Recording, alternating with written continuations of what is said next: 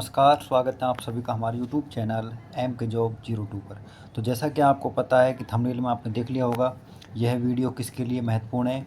और अगर आपने वीडियो चालू कर लिए तो आप इस वीडियो से निराश होकर नहीं जाएंगे, यानी कि आपके लिए कुछ सीखने के लिए ज़रूर मिलेगा।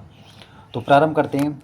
जिन भाइयों का जो स्थायीकरण यानी थर्ड ग्रेड टीचर हैं, L1 हो L2 हो, उनका स्थायीकरण अक्टूबर माह में हो रहा है, ठीक है, या उसके बाद भी हो, तो उनके लिए ये वीडियो बहुत ही महत्वपूर्ण है कि किस प्रकार से उनको सादा दर्पण पर एंट्री करनी है और किस प्रकार से ऑफलाइन फॉर्म भरकर उनको सबमिट करना है। तो उसके लिए पूरी वीडियो बनाई गई है। वीडियो थोड़ी लंबी होगी लेकिन बहुत ही बेहतरीन होगी। तो जैसा कि आपको दिख रहा है कि स्थायीकरण हेतु निर्धारित प्रपत्र यानी कि तृतीय वेतन श्रृंखला अध्यापक हेतु यानी कि थर्ड ग्रेड शिक्षकों के लिए है, ठीक है। तो आप देख लीजिए, एक परफॉर्मा है खाली, और मैं आपके सामने एक भरा हुआ परफॉर्मा भी दिखाऊंगा जिसमें प्रत्येक लाइन के बारे में हम चर्चा करेंगे। जैसे कि नाम कर्मचारी का तो सबको पता है, पदस्थापन यानी कि वो कहाँ पर कार्यरत है, पद यानी कि L1 L2 कौन सा है, उसके बाद पिता का नाम, यहाँ पर जन्म दिनांक आ जाएगी, ठीक है। तो ये पूरा परफॉर्मा है जिसके लिए हम पूरा एक एक लाइन को अच्छे से समझेंगे, ठीक है। तो ये पूरा परफॉर्मा है। अगर किसी को ये परफॉर्मा चाहिए तो वो कमेंट कर सकता है, और हमारे चैनल को सब्सक्राइब करके ही कमेंट ज़रूर करें। तो देखते हैं कि लाइन के बारे में कि कैसे कैसे भरना है, ठीक है। तो ये खाली फॉर्म है और अब भरा फॉर्म दिखाते हैं आपको। आपका टाइम ज़्यादा नहीं लेंगे, तो प्रारंभ करते हैं। देखिए, तो हमने ये फॉर्म भरा अभी, बस कुछ अंतर नहीं है, थोड़ा सा अंतर है, वो के PDF अलग अलग देते हैं इसलिए। देखो, प्रोफेशनल ट्रेनिंग के स्थायीकरण हेतु आवेदन, ठीक है, आवेदन। तो सबसे पहले वो फॉर्म है, इसी प्रकार से आपको भरना है, आप देख लीजिएगा। आवेदक क्रमांक यानी कि यहाँ पर आवेदक क्रमांक डाले जाते हैं जो आपके होंगे वो। उसके बाद विद्यालय का नाम, ठीक है, जिस विद्यालय में आप कार्यरत हो उस विद्यालय का नाम यहाँ पर, और कार्मिक का नाम या पदस्थापन यानी कि जो कार्मिक है उसका नाम आएगा, और पदस्थापन यानी कि वो कहाँ पर पदस्थापित है, ठीक है, यानी कि कौन से लेवल में है। उसके बाद यहाँ पर एम्प्लॉय आईडी आ जाएगी, उसकी जो एम्प्लॉय आईडी होती है RJL वाली, RJL 2025 2024 कुछ भी ऐसे इस प्रकार से, ठीक है। यहाँ पर स्थायीकरण हेतु मूल पद यानी कि कौन से लेवल में है वो। उसके बाद नियुक्त अधिकारी का चयन यानी कि किस अधिकारी के द्वारा उसका चयन है, विकास अधिकारी, ठीक है, ये थर्ड ग्रेड के लिए है। उसके बाद उसका ज़िले का नाम आ जाएगा, उसके ज़िले का नाम लिख देंगे। उसके बाद उसकी मेरिट क्रमांक कितनी है, यानी कि मेरिट बीकानेर बोर्ड, उस बीकानेर के अनुसार जो निकलता रिजल्ट। उसके बाद चयन वर्ग यानी कि उसने कौन सी कैटेगरी से एग्ज़ाम फाइट किया है, चाहे SC हो, ST हो, OBC हो, जनरल हो, उसके अनुसार। पिता का नाम, जन्म दिनांक, मोबाइल नंबर, ये साधारण से हैं जो आप भर सकते हो आराम से। उसके बाद वर्तमान पद पर कार्यरत यानी कि उन्होंने ज्वाइनिंग कब की, ठीक है। उसके बाद यहाँ पर मध्याह्न पूर्व की या मध्याह्न के बाद, तो वो सारी डिटेल यहाँ पर आपको भरनी है। उसके बाद अनवरत कार्यरत है या नहीं, यानी कि वो रेगुलर स्कूल जा रहे हैं या नहीं जा रहे हैं, तो उसके लिए भी यहाँ पर आपको हाँ या ना में जवाब देना है। उसके बाद नियुक्ति आदेश क्रमांक यानी कि नियुक्ति क्रमांक क्या है उनका, और नियमितीकरण यानी कि उनका जो स्थायीकरण अब होगा, जैसे अक्टूबर में होगा किसी का 4 अक्टूबर को, तो किसी का 9 अक्टूबर को, ठीक है, तो वो डेट यहाँ पर आ जाएगी। उस प्रकार फिर आगे देखते हैं। यहाँ पर नीचे है 13 नंबर पर, पद पर नियमितीकरण यदि कार्मिक मॉडल स्कूल का है तो पूर्व विद्यालय का नाम, यानी कि यदि वह पहले किसी और अन्य स्कूल का है तो उसका यहाँ पर कोड आ जाएगा। और संबंधित कक्षा का 2 वर्षों का परिणाम, यानी कि जो 2 वर्ष से यानी कि प्रोबेशन पीरियड की 1 वर्ष और 2 वर्ष, दोनों वर्षों का जो परिणाम होता है, यानी कक्षा 5 का जो L1 है और L2 का कक्षा 6 से 8 तक का होगा, तो उनका परिणाम दिखाना है आपको कि कितने छात्र थे और परिणाम कैसा रहा, ठीक है। तो 100% होता है अधिकतर सबका ही, और यहाँ पर आपको विषय मेंशन होंगे और परिणाम तथा छात्र। उसके बाद यहाँ पर क्रमांक यानी कि विद्यालय कार्यालय का नाम जहाँ पदस्थापित रहे, यानी कि कहाँ पर वो पदस्थापित हैं, ठीक है, और कौन से लेवल पर हैं, तथा उनकी जो अवधि है कार्यरत की यानी कार्य करने की, वो कंटिन्यू यानी कि लगातार है या बीच में डिस्टेंस है। उसके बाद यहाँ पर उपभोग किए गए अवकाशों का विवरण, ठीक है। तो मैं आपको साथ साथ दिखाता हूँ, वो जो परफॉर्मा था वो खाली वाला, उसको भी दिखा देता हूँ। देखो, तो ये खाली वाला परफॉर्मा जिस प्रकार से हम देख रहे थे वहाँ पर, कि यहाँ पर ये अध्यापक श्रेणी कौन सा एप्लीकेशन यानी कि एप्लीकेशन आईडी यानी कि एम्प्लॉय आईडी यहाँ पर आ जाएगी। मेरिट क्रमांक, वहाँ पर मेरिट क्रमांक इधर की तरफ था, तो यहाँ पर बस बदलाव थोड़ा सा कर दिया, इधर को कर दिया है, और कोई बदलाव नहीं है इसमें। उसके बाद कर्मचारी के हस्ताक्षर जो वहाँ पर भी होंगे, ठीक है। यहाँ पर दिनांक, तो हम उसी पर चलते हैं दोबारा से। देखिए, तो यहाँ पर आपको जो आपने यानी कि जो छुट्टी ली है 2 साल के अंदर, ठीक है, आकस्मिक अवकाश यानी कि CL लिए हैं जहाँ आपने, ठीक है, कैजुअल लीव, तो उसका आपको एंट्री करना है ऑनलाइन और ऑफलाइन दोनों प्रकार से होगा ये। तो ऑनलाइन आप साला दर्पण पर कर सकते हैं, अगर किसी ने नहीं करा हो तो अपने पिछली ईयर के रजिस्टर को देखकर। और यहाँ पर कुल संख्या कितनी ली है आपने CL, तो ये सारा विवरण यहाँ पर दिया हुआ है। जैसे इन्होंने 18 CL लिए हैं, ठीक है, और एक जो यानी कि पीरियड होता है उसमें कितने CL ले सकते हैं, 15 CL, ठीक है। और यहाँ पर कार्मिक हस्ताक्षर जो अभी हमने बताए थे आपको, और पद यानी कौन सा लेवल है उसका, एम्प्लॉय आईडी आ जाएगी इधर को, ठीक है। तो अगर आपको कोई भी डाउट हो तो आप हमको ज़रूर बता सकते हैं। उसके बाद कार्याध्यक्ष यानी कि संस्था प्रधान द्वारा जारी प्रमाण पत्र, यानी कि जो आपका HM होगा वो आपको एक प्रमाण पत्र देगा ऐसे बना के कि यहाँ पर इस कार्मिक के द्वारा अच्छा कार्य किया गया है तथा इसके विरुद्ध कोई भी जो मतलब किसी प्रकार का कोई भी अनुशासनहीनता का कोई भी कार्य नहीं पाया गया, ठीक है। और इसके विरुद्ध कोई भी यानी कि 16 CC या 17 CC का जो अनुशासन विभाग की कार्रवाई चल रही है, यानी किसी प्रकार का कोई इस पर केस नहीं है इस प्रकार से, ठीक है। यानी कि कोई भी इसने स्कूल के विरुद्ध कार्य नहीं किया है, तो यहाँ पर वो साइन करके देंगे आपको। और यहाँ पर विद्यालय का नाम आ जाएगा, और ये PO क्षेत्र से मिलेगा आपको, ठीक है। यानी कि PO स्कूल होगी आपकी, वो देंगे इसको आप।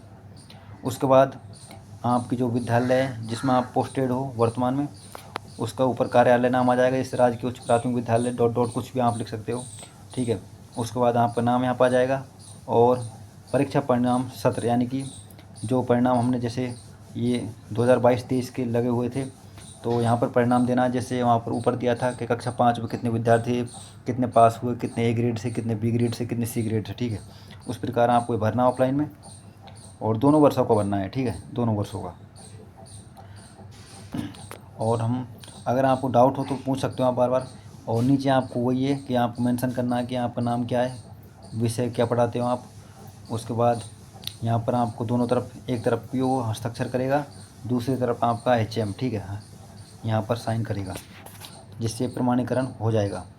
उसके बाद यहाँ पर जैसे आपने परिवीक्षा काल में उपभोग किए गए आकस्मिक अवकाशों का विवरण, यानी कि परिवीक्षा काल है उसमें आपने कितने आकस्मिक अवकाश लिए हैं।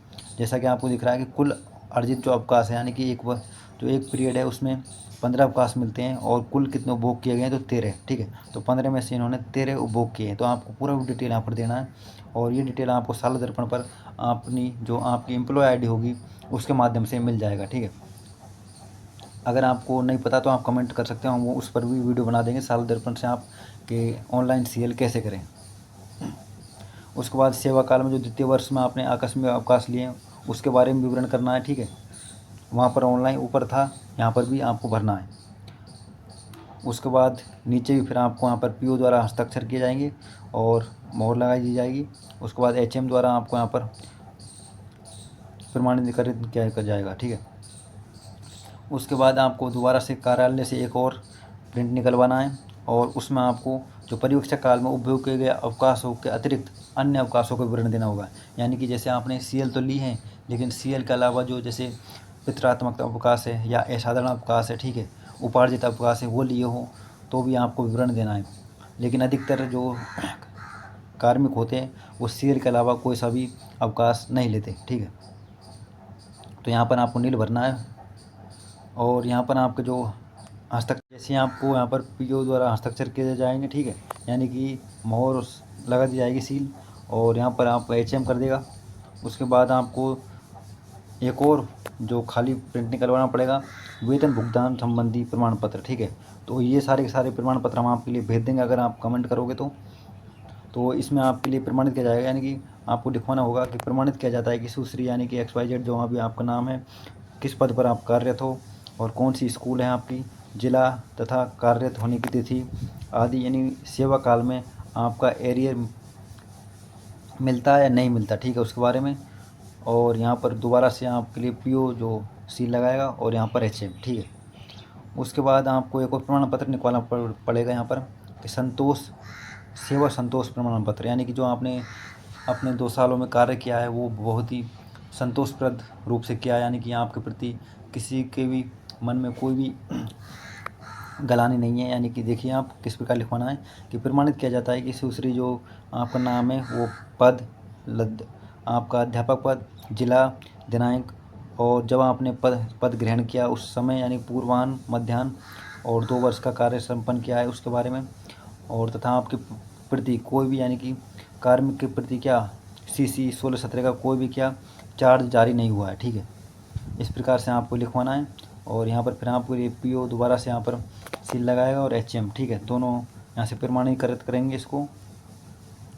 और आपको अगर कोई भी बात समझ में नहीं आया तो आप दोबारा से पूछ सकते हो। थोड़ा जल्दी इसलिए बना रहे हैं कि वीडियो बड़ी ना बने, लेकिन जो भी बना रहे हैं बिल्कुल बेहतर बना रहे हैं। इसके बाद आपको कहीं भी और वीडियो देखने की ज़रूरत नहीं पड़ेगी।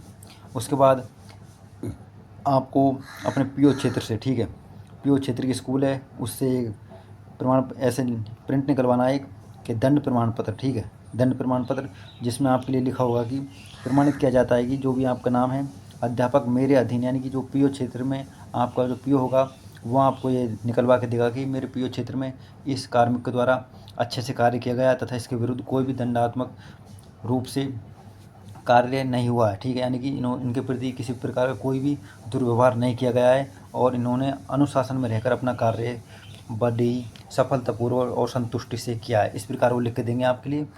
और फिर आप यहाँ पर दोबारा से सील लगाएंगे वो। उसके बाद यहाँ से आपके जो भी पीओ क्षेत्र का स्कूल का कार्य था वो समाप्त हो जाता है। फिर आपके लिए बहुत ही सरल कार्य बनता है। जो सरल काम होता है वो रह जाता है, जैसे कि अब आपको जो ब्लॉक क्षेत्र है वहाँ से आपके जो मेरिट क्रमांक निकलते हैं और ब्लॉक क्षेत्र से जो आपका आदेश आते हैं उसके अनुसार वो प्रमाण पत्र लगाना पड़ेगा। जैसे कि यहाँ ये ब्लॉक क्षेत्र का कार्यालय मुख्य ब्लॉक शिक्षा अधिकारी जो भी ब्लॉक है और जिला अलवर में, ठीक है। यानी कि नव चयनित अध्यापक ग्रेड लेवल तृतीय प्रथम को कार्य ग्रहण करवाने, यानी कि कार्य ग्रहण करवाने हेतु जो ब्लॉक अधिकारी होता है, ठीक है, वो आपके लिए प्रमाण पत्र निकलवा के देगा और आपके लिए दिया होगा जब आपने पंचायत से अपनी मेरिट के क्रमांक पर वहाँ से प्राप्त किए होंगे तो इस प्रकार से देगा वो आपको निकलवा के, ठीक है, सबके पास ये होगा। उसके बाद ये पीओ क्षेत्र से आपके लिए जो शुरू में आपने कार्य ग्रहण किया होगा तब आपके लिए दिया होगा, ठीक है, ये पन्ना, यानी कि इस प्रकार का वो पत्र। क्यों, उस समय आपकी जो आईडी होती है वो बनी नहीं होती, लेकिन आपके लिए इस प्रकार से वो एक प्रकार से लोकल आईडी बना के दे देते हैं, ठीक है। इस प्रकार से सबके पास होगी आईडी और इसको भी संलग्न करना है, ठीक है। तो जो ब्लॉक स्तर से मिली है यानी कि आदेश उनको भी संलग्न करना है और पीओ क्षेत्र के आदेश उनको संलग्न करना है। तथा यह है आपकी जो विद्यालय जब आपने कार्य ग्रहण किया होगा, ठीक है, तो लेटर पैड पे आपसे लिखवाया होगा एचएम सर ने और वो भी आपको संलग्न करना है साथ में। इस प्रकार से होगा वो, ठीक है। और उसके बाद आपको जो जिला परिषद से आदेश मिले होंगे वो जिला परिषद के आदेश भी आपको इस फॉर्म के साथ संलग्न करने हैं। जिला परिषद वाले आदेश के साथ साथ ही आपको जो पंचायत से आदेश मिलते हैं, पंचायत समिति से, तो वो भी संलग्न करने हैं। देखते हैं, देखो वो जिला परिषद का आदेश थे, अब पंचायत समिति का आदेश, ये पंचायत समिति का आदेश है, ठीक है, कार्यालय पंचायत समिति। उसके आधार पर जो आपकी मेरिट क्रमांक के नाम है उसके भी ये आदेश हैं और ये भी आपको साथ साथ संलग्न करने हैं। उसके बाद आप जब ये सारे कार्य कर लें, ठीक है, संलग्न करने के बाद आप इसको दोबारा से एक बार चेक ज़रूर कर लें कि आपने जो भी अपनी बारे में जो भी डिटेल भरी है वो सही है और एक एक अक्षर का मैच ज़रूर कर लें। क्यों, यह आपके भविष्य का सवाल है, कोई भी गलती हो गई तो आपके लिए इसका हर्जाना भुगतना पड़ सकता है। तो इस प्रकार से जो ये अपना 22 पेज का जो फॉर्म था, यानी 22 पेज तो नहीं है लेकिन जो भी इसके साथ संलग्न है वो सारी की सारी चीज़ मैंने तुमको बता दी है। और इसी के साथ आपको ये ऑफलाइन कम से कम 2-2 PDF ज़रूर निकलवानी है, ठीक है, जो आपके पास बाद में काम आएंगे, रखे रहेंगे।